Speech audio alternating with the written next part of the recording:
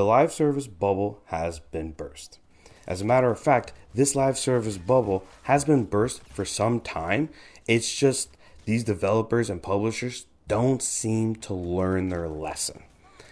With the announcement that Wildlight Entertainment has laid off half of their staff, High Guard is all about doomed to die at some point in the near future. The game that was already bleeding players at a crazy rate is just going to bleed them even more. And I'm not saying this as a hate video. I liked High Guard. I enjoyed High Guard. But the reality of it is, it was a niche game that attracted a very, very, very small audience that couldn't support the budget that the game was taking up. And at the end of the day, the game is now essentially going to die sooner than later.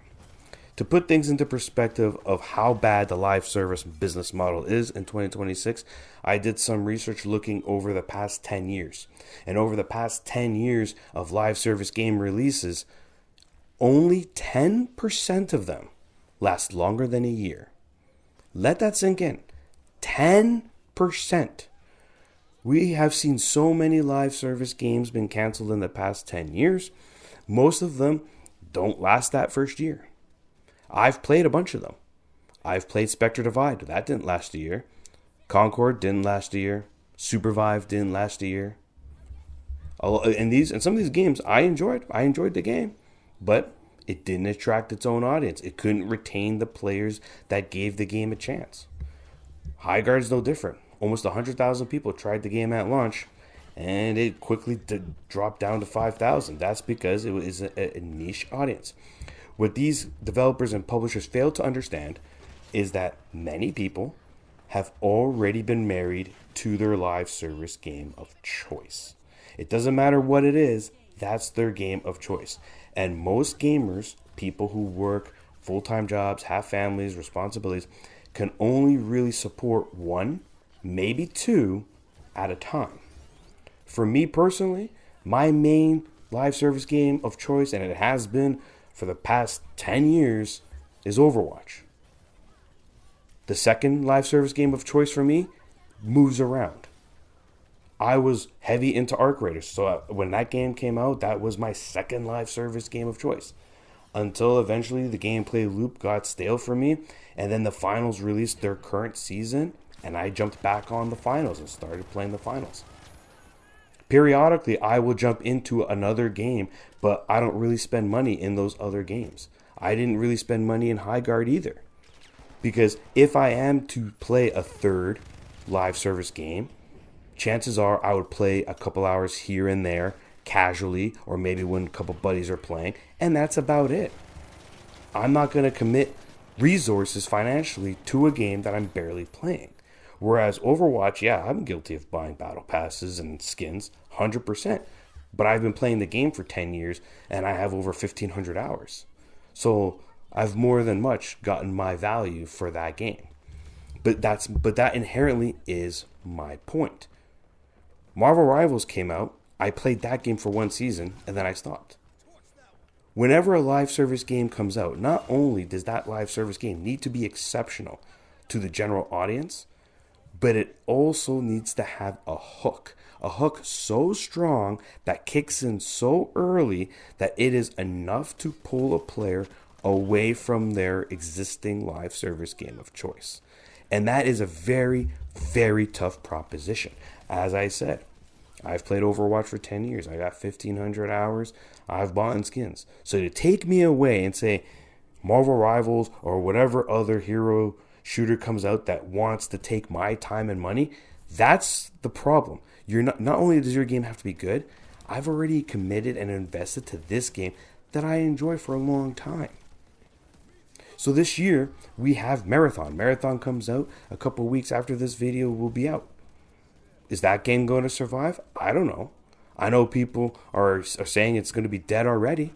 I've played in the closed beta tests myself, and you know what? There's a lot of things that I liked about it. There's a lot of things that I didn't like about it. One thing's for certain is that if you are a fan of Arc Raiders and you are a fan of the casual environment that Arc Raiders provides, you will not be a fan of Marathon. Marathon is the opposite of Arc Raiders. Marathon is a hardcore extraction shooter. That is a game that's going to be for the sweats. That's going to be the game who people who want to PvP. If you play Arc Raiders and you hate PvP, just stay the hell away from Marathon because you are not going to like that shit. Period. Right? But again, so Marathon's competition isn't necessarily Arc Raiders because Arc Raiders is for casual. Marathon's competition comes in the form of other hardcore extraction shooters such as Escape from Tarkov and Hunt Showdown and things of that nature. Now, thankfully, on console, there's less extraction shooter options for console players. Guys, there is no Escape from Tarkov or Arena Breakout, but, Delta Force is there. And you're going to have to compete with that. And that's, again, this is the nature of it. I know people are going to point to Arc Raiders and look how successful Arc Raiders is, and it is very successful. But that game's an outlier. As stated, according to Google searches, it was 10% of live service games going all the way back to 2016 that have lasted more than a year. The live service bubbles burst. These companies, like Sony, has that Horizon co-op game. Now, I like the Horizon franchise. I enjoyed both games. I signed up for the beta. Am I going to buy that game? Unless I get into that beta and it blows me away, probably not. Probably not. Because at the end of the day, even when a game is free to play and people try the game, your game needs to be exceptional. Not good, exceptional. It needs to make players feel like this is the best game of this genre. And that is very hard to achieve when they have already committed to another. That is the reality. So if you're PlayStation, if you're Xbox, if you're any publisher, any developer, for the love of God, stop making live service games, man. Just stop. We, the gamers, we're done. We're done. We have our games of choice. These people were first. They took advantage at a market that didn't exist at the time, that now does and is essentially oversaturated. Don't bother. And what makes it worse is when you look at developers like Wildlight Entertainment, some of the developers who were laid off from the High Guard team, speaking out and saying it's the gamers' fault. It's the gamers' fault. Listen, I liked High Guard. I liked it. But I'll tell you, your art style was not very appealing to many people. I'll tell you, your gameplay loop was not very appealing to a lot of people because you had 100,000 people try your game at launch. Hell, your game didn't even have a scoreboard, something that we ridiculed Battlefield 2042.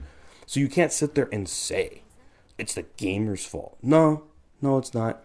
No, it's not. Because if it was the gamer's fault, a game like Arc Raiders would have failed.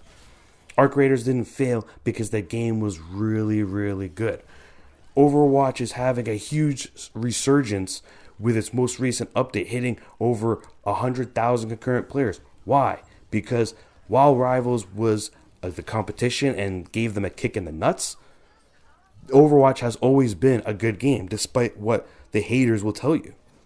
And the fact that, keep in mind, Steam is not the primary platform for Overwatch players, as that primary platform is Battle.net. So whatever player count is on Steam, that is typically a smaller number than what's on Battle.net. And yet, that game's popping.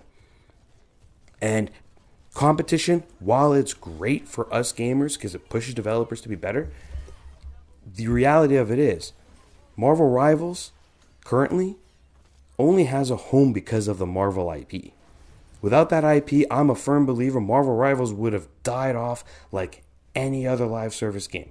But because the Marvel IP, people love the Marvel universe, the characters, it allowed it to survive. And at the time, to the credit of the Marvel Rivals team, they took advantage of Blizzard's, at their moment in time, lackluster approach to Overwatch. Overwatch was not getting the updates that they should have been getting. Overwatch was a game that was in a bad spot, and Marvel Rivals took advantage. But thanks to Marvel Rivals, Overwatch is back to the peak that it once was. So the reality of it is, generally speaking, your live service games are just, there's no more room. Even Riot Games, a big company like that, just laid off half of the 2XKO team. A game that I still play today, And I really, really enjoy 2XKO. And I'm super stoked for Marvel Tokon. But the reality of it is, this game just came out. And you laid off half your staff. And to my knowledge, the game is doing fairly well in terms of population, as far as I can tell. But yet, nope, not enough. The reality of it is, the bottom line, the brass tacks of it all, no matter how much you try to spin it, the live service bubble is full. And in order for your game to compete, you got to kick another game out. And that is almost impossible to do, especially when that game is the king of their genre. So at the end of the day, developers, publishers, just stop making live service games. Just stop. You want to add a multiplayer mode? Be like Sucker Punch. Add a multiplayer mode to your single player game and make it free of charge. Simple. Because the Ghost of Tsushima Legends, which soon Ghost of Yotei Legends is going to come up, it's going to have its player base. People are going to like it, and it's going to be great. But it's not a live service, and that's fine. Not every game needs to be. But if you're hinging your entire developer studio success on your live service game, hooking people and getting them to spend money, I'm telling you right now that ship has well sailed. Live service games are done. Stop making them. Do yourselves a favor. Make a single player game, or some sort, if you are making a multiplayer game that does not hinge on a live service business model. And maybe, just maybe, if it's good enough, you'll have some success. This is Veteran Gamer, and I hope to see you guys next time.